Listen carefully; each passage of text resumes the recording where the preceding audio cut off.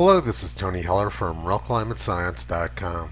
It's difficult to debate science with people who don't understand how to read graphs. Here's an article on the Bloomberg website. Pandemic of the Unvaccinated. Israel was the first to show that vaccines are bending the curve of COVID infections. The country led the world in early vaccinations, and by February, more than 84% of people ages 70 and older had received 2 doses. COVID cases declined rapidly, and a similar pattern of vaccination and recovery repeated across dozens of other countries. Bloomberg says that Israel bent the curve of COVID infections. Let's take a look at the data. Israel has definitely bent the curve, but they bent it in the wrong direction. Cases have been skyrocketing in Israel, and at the same time, cases have been generally declining in their neighbor country of Palestine. Israel has one of the highest vaccination rates in the world, and in Palestine they have one of the lowest. Let's take a look at the infection curves once again. Cases have been skyrocketing in highly vaccinated Israel, while Palestine, with one of the lowest vaccination rates in the world, have seen a general decline in cases. In other words, Bloomberg's story is exactly backwards. Meanwhile, back in the United States, Vermont is the most vaccinated state, with more than 2/3 of their population what they describe as fully vaccinated. So despite being the most vaccinated state, cases are skyrocketing in Vermont. Hawaii is also one of the most vaccinated states and one of the most heavily Democratic voting populations, and cases there are at record highs. Same story in Washington, one of the most liberal and highly vaccinated states in the country. Oregon prides themselves on their radical socialism and high vaccination rates, and they also are at a record high number of cases. And they also have record high hospitalizations and use of ICU beds. The story we've been hearing from the press for the past year and a half is that blue states are doing better than red states because blue states obey the rules and they get vaccinated. But if we look at the actual data, we can see that isn't true.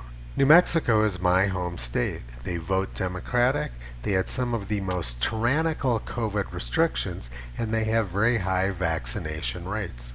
I currently live in Wyoming, where we had almost no restrictions and we have some of the lowest vaccination rates in the country. Yet the infection patterns of the two states were almost identical over the last year and a half. There's no indication that government actions or high vaccine rates have made any positive impact at all. But one difference is that death rates have been lower in red Wyoming than in blue New Mexico. Now let's go back to Oregon and talk about climate. Their esteemed senator says heat waves, wildfires, drought, and floods. The climate crisis is here. Anyone who tells you differently is lying to you. I don't ever remember conversing with Senator Merkley, but he has determined that I'm a liar. He's supposed to represent all of the citizens, but in his mind, anyone who holds a different opinion is a liar. He's a good example of the open-minded, thoughtful, and intellectual left. This week in 1898, Oregon tied their all-time record maximum temperature of 119 degrees, which had been previously set during July of the same year.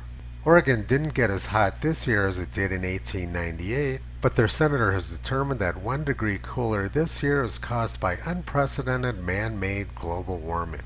Besides the record heat in Oregon in 1898, there was a lot of other extreme things occurring. Mid-February of this year was extremely cold in the United States, but in the middle of February 1898, 3 million acres of South Carolina burned in 2 days. That 2-day forest fire in South Carolina during February 1898 burned almost as much acreage as the entire burn acreage in the United States so far this year. And then later in 1898, Colorado had their largest forest fires, which were reported to cover almost the entire northwest quadrant of the state. And there were vast forest fires burning in other parts of Colorado as well, even as the upper Midwest was being devastated by more forest fires. Oregon set their all-time record temperature during 1898, and some of the worst forest fires in U.S. history occurred that year as well. But Senator Merkley has determined that these smaller heat waves, smaller wildfires, and smaller drought this year are due to man-made climate change, and anyone who disagrees with him is a liar. And let's take a look at the floods in India. This week in 1936, 1/3 of India was flooded, while another third of the country was offering prayers and sacrifices for relief from drought and famine. And at the same time, the United States was experiencing all-time record heat, with Oklahoma reaching the record temperature of 120 degrees. At the beginning of this video, I showed how alarmists believe that up is down, and now we're going to look at how they believe down is up. The press is full of stories this week about how sea level rise is accelerating and it's your fault. But the actual data shows that sea level rise is not accelerating and is well below all of the different sea level scenarios which alarmists have proposed. Everything we hear from the press and politicians these days seems to be the exact opposite of reality.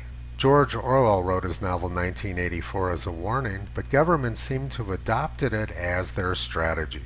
Toto has been documenting this for the past 13 years. You can visit him, Kyrie, and Caesar on the web at realclimatescience.com.